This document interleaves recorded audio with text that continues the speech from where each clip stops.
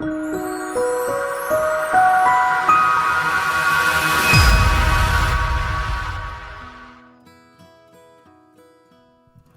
we're with Mary Corey, who's the administrator of the El Dorado County Museum in Placerville. And Mary, I'm looking forward to the tour you've arranged for us today. But before we do that, how about a little history of the museum? Well, the El Dorado County Museum was actually founded in 1973. Prior to that, there was quite an extensive collection that was housed at the old Chamber of Commerce building. And because of some major bequests, the Historical Society was able to talk the Board of Supervisors at the time into establishing a county museum, and it was pretty much operated by volunteers until the early 1990s when the first director was actually hired. I came to the county museum in 1999, and I have a background in museum work and have been here now for over 20 years and am still learning. So you have volunteer researchers, do I understand correctly? Yes, actually the museum has about 100 volunteers that I supervise. I'm the only paid staff person. And we have volunteers that are involved with the research room that will help people answer their questions about their ancestors or maybe about their property, or if they had a mine in El Dorado County, they can come and get that information. We also have docents who give tours like Heather.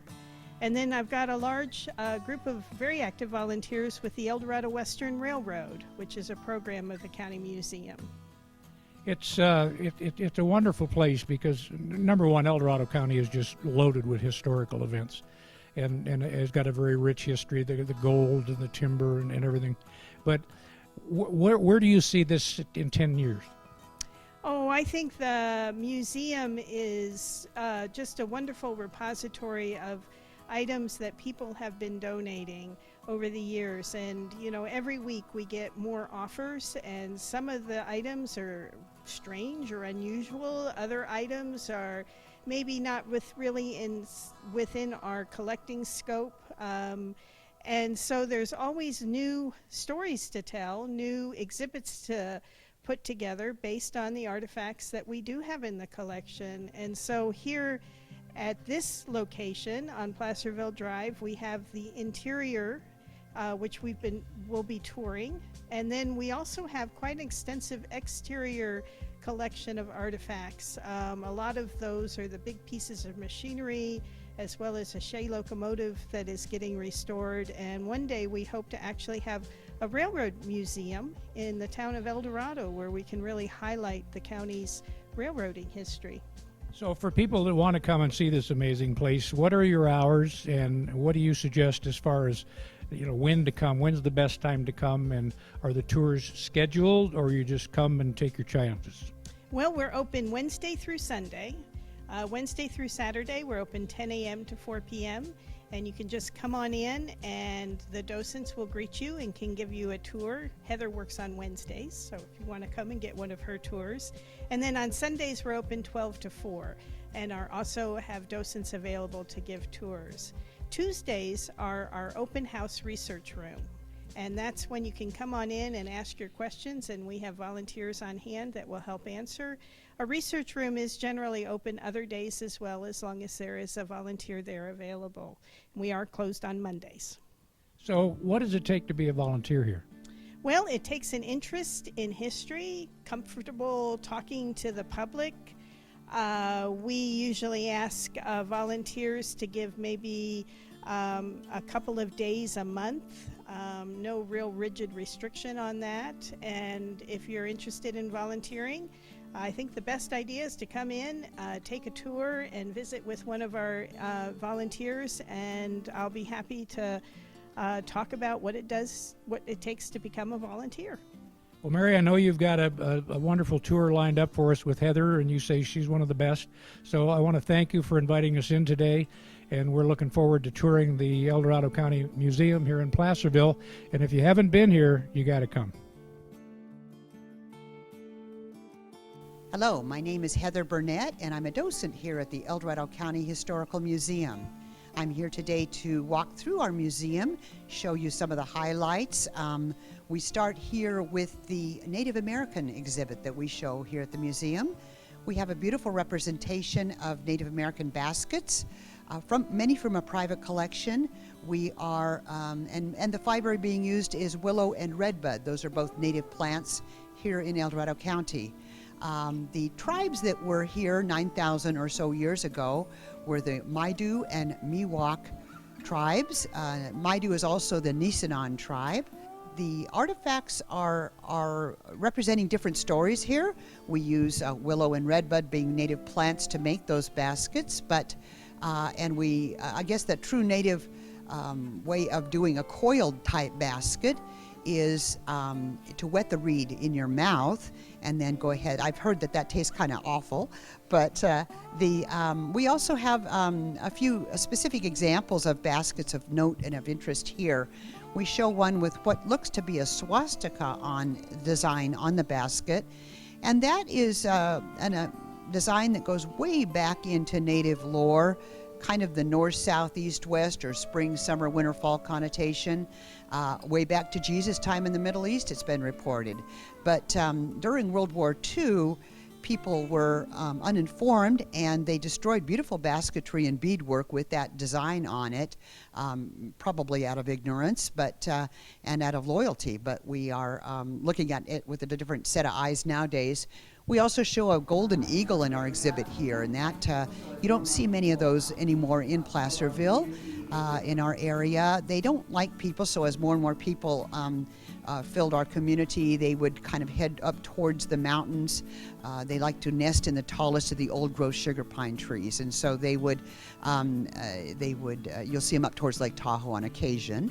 Different artifacts that we also see here. There's a basket with a little taxidermied quail. That would be California's state bird.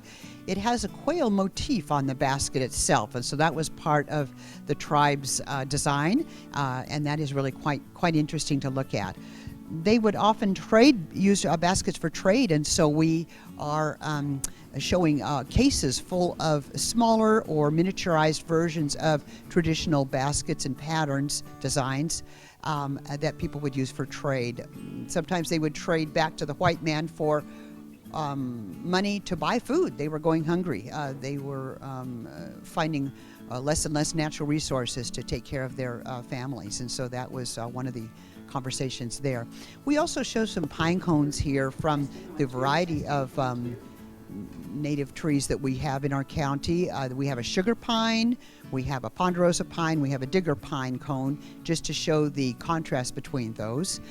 Those are always of interest. And the sugar pine, of course, there was that big industry once gold played out that we were involved with, and that was the timber or lumber industry. Many generations of daddies, if you will, worked for the lumber business here in town. My family included. We are 6 generations Placerville. We came 1867, right after the Civil War. My great-great-grandfather, his brother, came around the Horn on the big ships, and then they proceeded to, we have a foundry, and they made the stamp mills and Pelton wheels and things of that nature. We mined the miners. That's how we made our money. So, but just a little family history there. We are also showing in this exhibit a couple of really important women, Jane Lewis and Dotso Lely. They are premier basket weavers, and they are part of our exhibit now within the Museum of Strong and Influential Women that have made a difference in our community. Our next exhibit is our mining exhibit, and that's the important part of our history. We kind of started the whole gold rush era with the discovery of gold in 1848 by James Marshall, and that was in Coloma, just outside of Placerville here proper. Most of the people that came to our community, though, settled in the Placerville area. Literally, they were told that the streets are paved with gold, and they were chomping up the street as quick as they could with their pickaxes, and they got here any way they could. Many from the Bay Area on wagons, and then they would steal the sails from the old ships in San Francisco Bay, and they would use those as their tents here. So that was a pretty primitive way of living. but they basically were going to find their riches. And so that became a large influx of people within the community. It started the gold rush. For the next couple years, you did a lot of placer mining, and that was finding gold by gold panning in the waterways, that kind of thing. Eventually, then they had to do hard rock mining, and that was blowing holes in mountains to create a mine or tunnels, and that was then a little more labor intensive, harder to find gold that way. You're looking for the quartz vein when you're inside of a piece of rock. That's where gold likes to lay, right alongside that quartz vein or inside of it. So if you're searching your color, that is what you look for. The next version of mining was hydraulic mining, and that was where you blew water from a monitor or a big nozzle from the river up on the mountain, and that would wash away all the dirt and presumably find your riches in gold. It also took the whole mountain away, so that was environmentally very destructive. We don't see that anymore as it was outlawed, but not too long ago they still did that in Alaska.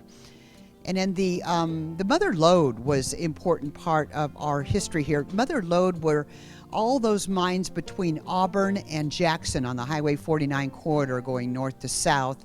There were 2,500 productive mines at the peak of the gold rush. So that was really quite impressive. A lot of competition, a lot of hush-hush with any secrets therein. We have in this exhibit, we have then a little piece of working part of the mine. It shows the stamp mill. My family built those at our foundry, but they had 3, 5, and 10 type crushers or stamps that would crush the ore. Then you would see the pieces of gold on the big sheet of copper. They had floated mercury across the top of that copper. So that was, the gold would stick to the mercury, then you'd melt the mercury off. That was kind of a caustic way of finding gold. And then eventually, many different more sophisticated tools and toys to play with to find color. But finding gold nowadays is precarious. There's a lot of issues with private property, trespassing, what have you. You'll see that nowadays many of the mines that are working mines up and down Central California, some are British owned. Their gold is being used for different reasons. Some is flown to Canada. So there's some different stories therein and motivation. Certainly, I think it's running about $1,300 an ounce right now, gold. When it was up at $2,000 an ounce, then you saw a lot of activity, people still interested in gold mining. So the word is that there's only been 20% of the gold pulled, so the other 80% is waiting for you to find. So there you go. Well, what we have are some tools that were original, gold pans, shovels, appliances, long tom sluice boxes in here that show different primitive ways of looking for gold. And there's quite an art to that as well. What you see is a mock-up of the actual little working mill that James Marshall had in Coloma. He worked for John Sutter, who kind of owned an awful lot of businesses and land in the central part of California. They tried to keep that knowledge hush-hush, and that didn't happen very easily. So within days, word was out that the gold was plentiful in El Dorado County, in the Coloma area specifically, and then that pretty much started the gold rush. And then you'll see a cute little mock-up of the mine itself, and that's got the stamp mill in front of it, but it also shows some of the workings with ore carts, some of the different tools and implements that you'd use to find gold. And then as we work over here, you'll see a little wheelbarrow, and that was kind of important in our past as well. We had a famous gentleman, John Studebaker, that was here in the 1850s, and he made these little wheelbarrows that had a slat that fit in each side there, and they were sold to the miners he mined the miners to look for ore or sand from the river to maybe find gold that way. Eventually he went back east, finished up his wagon business with his brother in Indiana, and then parlayed that over to the Studebaker Automobile Company. So that was very much part of our history as well. And there's a great number of Studebaker Car Club people that come by here regularly and want to see the original wheelbarrow that John Studebaker made. We next step into our exhibit on the railroad and the logging part of our history in El Dorado County. The timber was plentiful. We had those big, wonderful sugar pine trees that were filling our hillsides.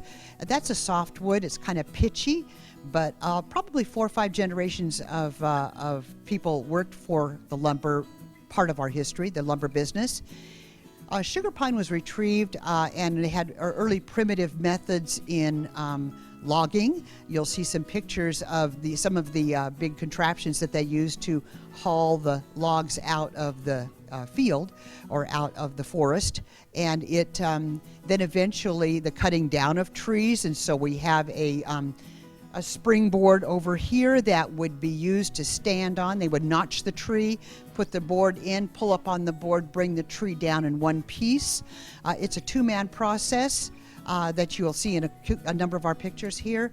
I've heard that they would take their boots off, pound nails through the soles of their shoes facing outward, slip the boot back on, and when they stepped up on that springboard, it would hold them steady on that board.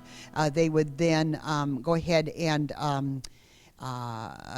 anchor themselves from slipping, and so that was really kind of primitive but interesting. It was pitchy wood. They would have little flasks of kerosene on their hips that they would continually lather or slather over the blade, and they would then eventually clean their blade, but they were always smoking cigarettes at the same time. Go figure that. And then part of our history here with the lumber business was the bringing in of the railroad, and that happened not too far after the gold rush was discovered. We had a real running operation turn of the century, 1904 to the 1940s and 50s. What you're seeing here is a Shay locomotive. That's all-wheel drive, short truck. It could take those steep grades, pulling heavy loads, tight corners, and so it was narrow gauge, steam driven. We were storing an old Shay locomotive from the early days here at our museum. That's always a fun thing to watch. It's a labor of love, and we have a large dedicated group of volunteers that are restoring many of the old train cars.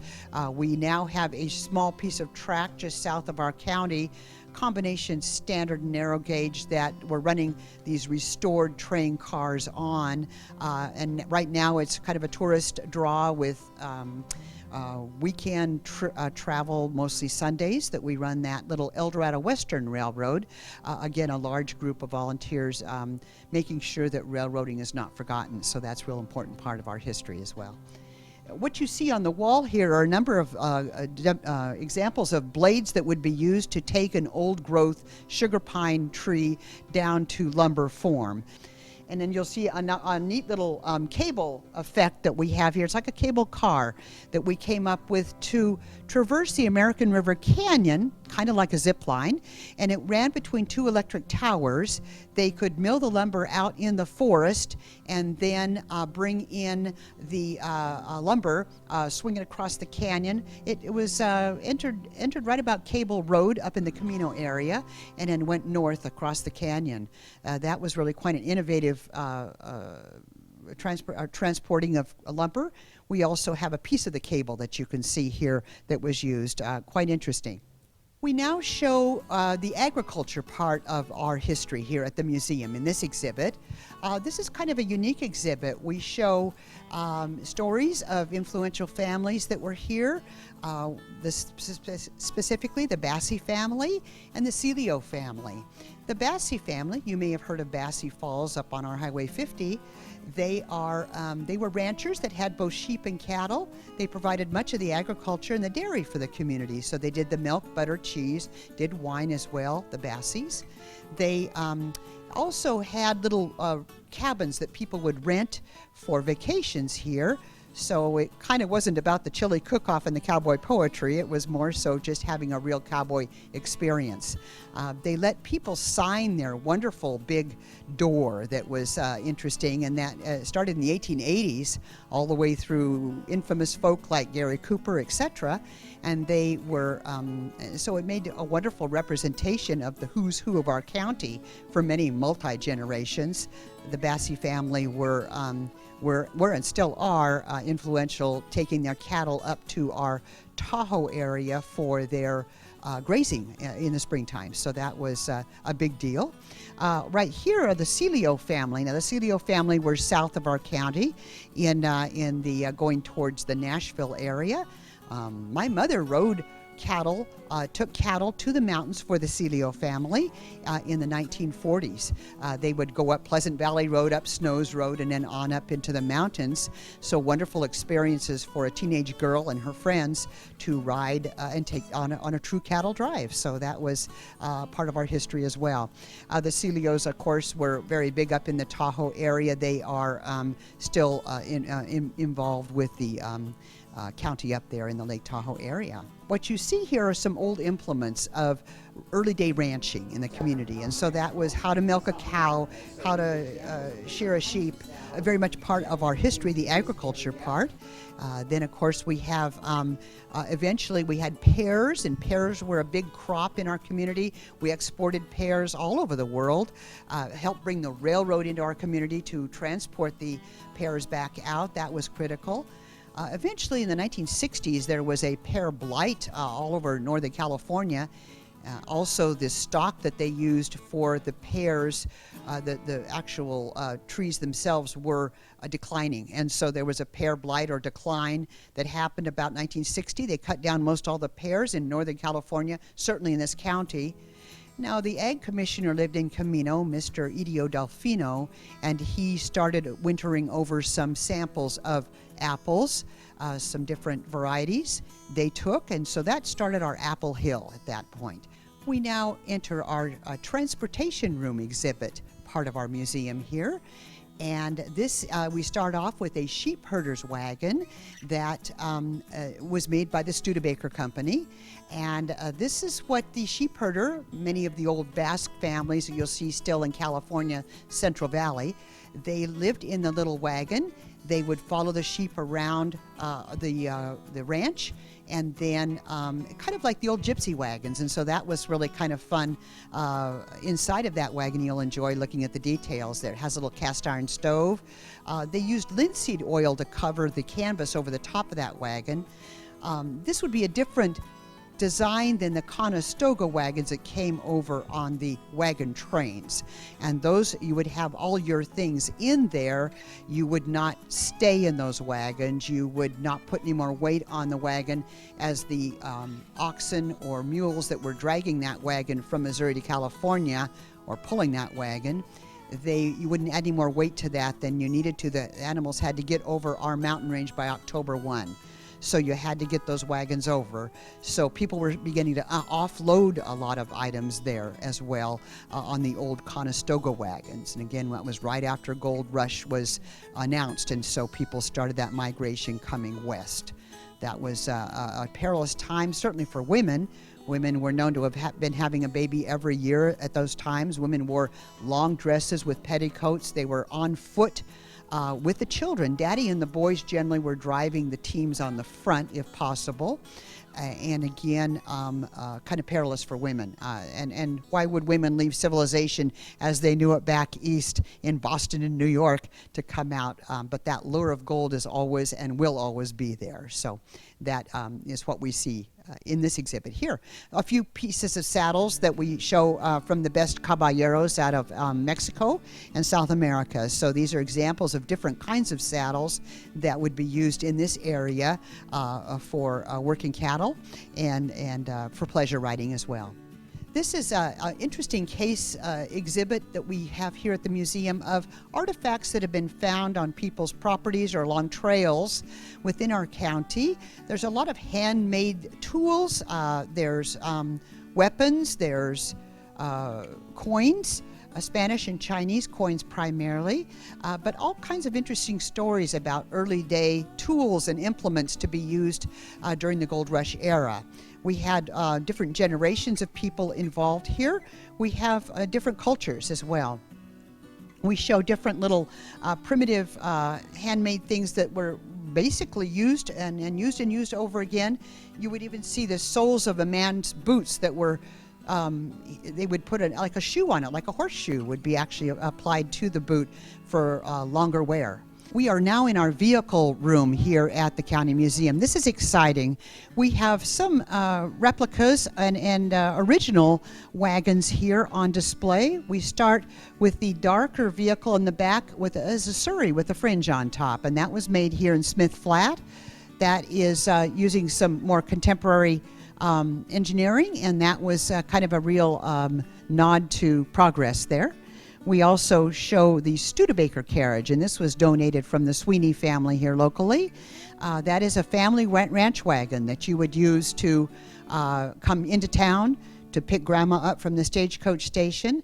And then it had a removable back seat that you could then take your 100 pounds of sugar and flour home with you after you've done your grocery shopping. Getting into that wagon was a little perilous for women, certainly, and ladies that were wearing those long dresses.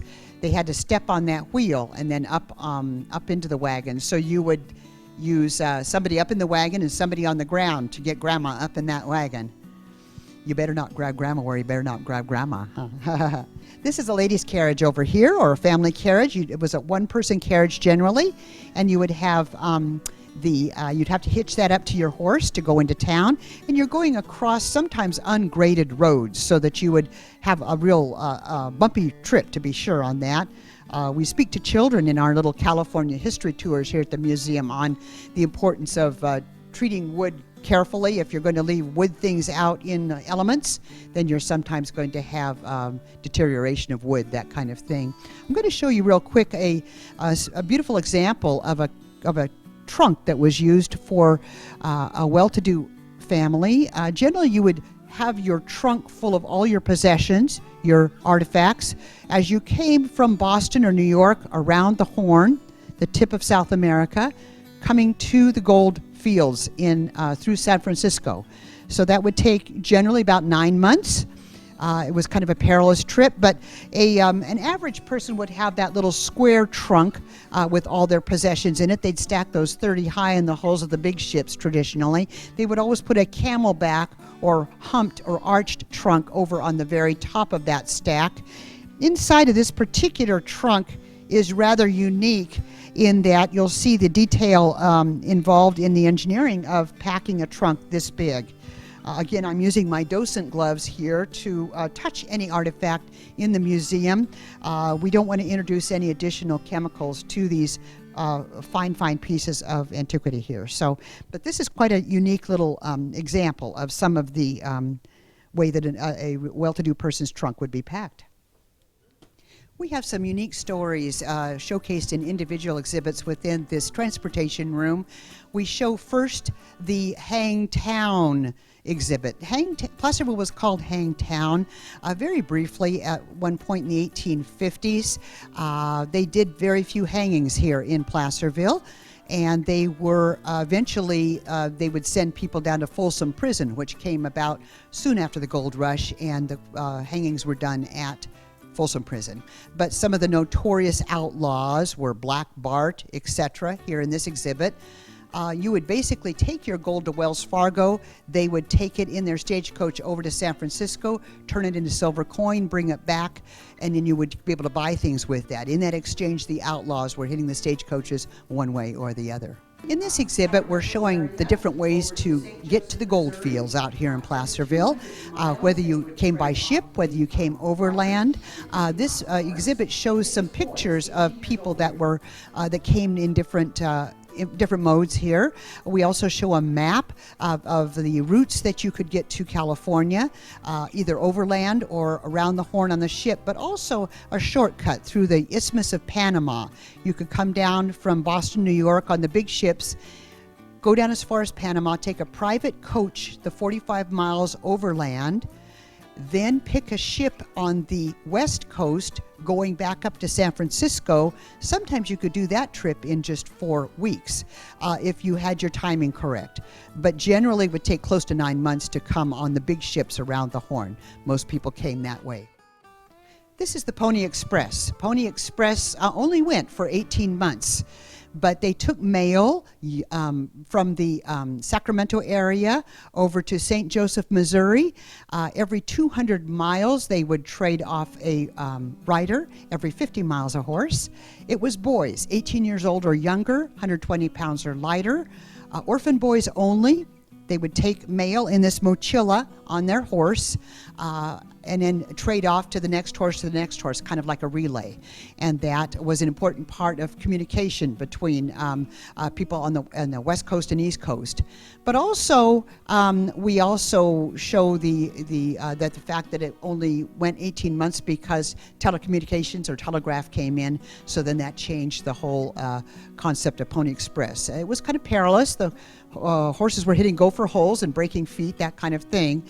They were getting shot at on occasion, or renegades, outlaws, just for the sport of it all. So it was kind of a perilous thing. I've been told that Buffalo Bill Cody, Wild Bill Hickok, both rode that Nevada-Utah link of the Pony Express when they were about 18 years old. Some different stories in this exhibit. We show an original Wells Fargo box, strong box, had 7 locks on that. You see that down here. You see the Hollywood version of that in wood here. And again, I've been told a number of those boxes still have not been recovered, according to the Wells Fargo website, from robberies here in El Dorado County. So there's always a group of people that are looking for that hidden treasure, either gold or silver coin. We show some notables in this community. We show Hank Monk. He was a top-notch stagecoach driver. We show Charlie Parkhurst over there with a cigar. Charlie was a female, and they didn't determine she was a female till her autopsy. Top-notch stagecoach driver, could handle up to 12 ribbons or 12 horses at a time on her stagecoach, and was really quite infamous in this community here. We now show a corner of our museum with multiple stories. We have artifacts that were donated to our museum by a kind of legendary family, the Tracy family. You might know them as the Tracy building on our Main Street, Placerville, where the Heyday restaurant is now. Mrs. Tracy, Stella Tracy, was a Ralston. That was, her daddy was into silver mining. She was a woman of means. She married a man who had a shoe store on Main Street, but he also had the contract for the miners and loggers boots. They were well off. She had beautiful, beautiful artifacts, and she had many of her things sent around the Horn on the big ships. So we show an era from Stella Tracy as the 1870s to the 1960s. So she lived a long life. We have artifacts from her collection that were donated to our museum. They didn't have children. She also left a generous endowment for women to become educators through scholarships at our local high school. Mrs. Tracy was quite the philanthropist, and she was eligible or able to donate things herself, but she also had a large group of friends that would, if you needed a wing on a hospital, Mrs. Tracy could make that happen. So she was really quite influential in our community here. We show garments from her collection through the eras. So we have like a 40 or 50 year span of fashions from her actual collection herself. We show a beautiful bed here made from a walnut burl that was sold through the Brunner's Company in Sacramento, 1878. We show quilts. So we're kind of doing a tribute here to women in handiwork. So we have hand-stitched quilts that came over on the wagons that came around the Horn. We show different conversations about women, changes of women's roles and women doing different types of quilting, handiwork, stitchery, lace making. So we showcase much of that here in our museum. We now show one of our exhibits on Mr. Kelly and his grocery store on Main Street, Placerville. Mr. Kelly was kind of notable. He had every kind of little item in his store. He had food goods, he had bulk things that we are used to buying nowadays. He had tobacco products, he had candy for the kids. And he was kind of known to entice the children with candy. He once asked a little kid if he had any money, and the kid said no, and the mama said, well, I don't know. And Mr. Kelly let him have all the candy he wanted for free.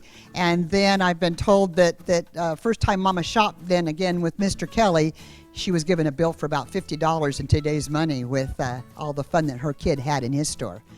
So we're with Mary and Heather has given us a wonderful tour of the Placerville El Dorado County Museum. But this is the thing that, Mary, I think you're most excited about, at least right now, is this new exhibit that features women of El Dorado County. Can you tell us about it, please? This exhibit was really inspired by the collection that we have here at the El Dorado County Historical Museum. And so I worked with two volunteers, Heather Burnett and Pam Huppner, to really pull this together and be able to show off that the women of the El Dorado County history really had wonderful stories to tell. The museum has an extensive historical photograph collection, so we went through that collection and pulled pictures of women doing things, women working, women playing, women at home, women at work. And then we went through the collections to look for the clothing that we might have, artifacts relating to these women. We have an extensive research room where we were able to find many stories about these women and families of women who were involved in a number of different professions and businesses here in El Dorado County. So our platform was really designed to showcase 5 women who we're saying kind of represent these many, many stories that women had here in El Dorado County. This is just a very small number of those stories, and we selected these primarily because we had artifacts or photographs that went along with them. Heather, you're 6th generation. So how much of this are you almost firsthand of?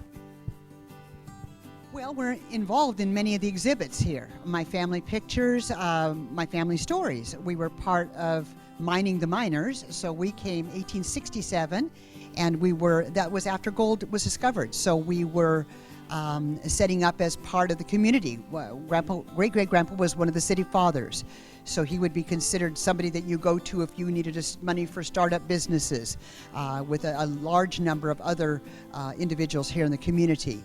So we eventually then had our foundry, which closed in 1947, but we were part of bringing the railroad to Placerville. We provided music for many of the old dances and what have you. So over the years, we've had a continual contribution to the community.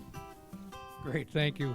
Well, all I can say is if you haven't been to the museum lately, come on down, because it's been refreshed. It's constantly, they're doing new things, they're putting up new displays. I know it's been a while since I've been here, and it opened my eyes today. And this new exhibit that they're also very proud of is certainly worth a visit. So come and visit the El Dorado County Museum. It's at the fairgrounds in Placerville.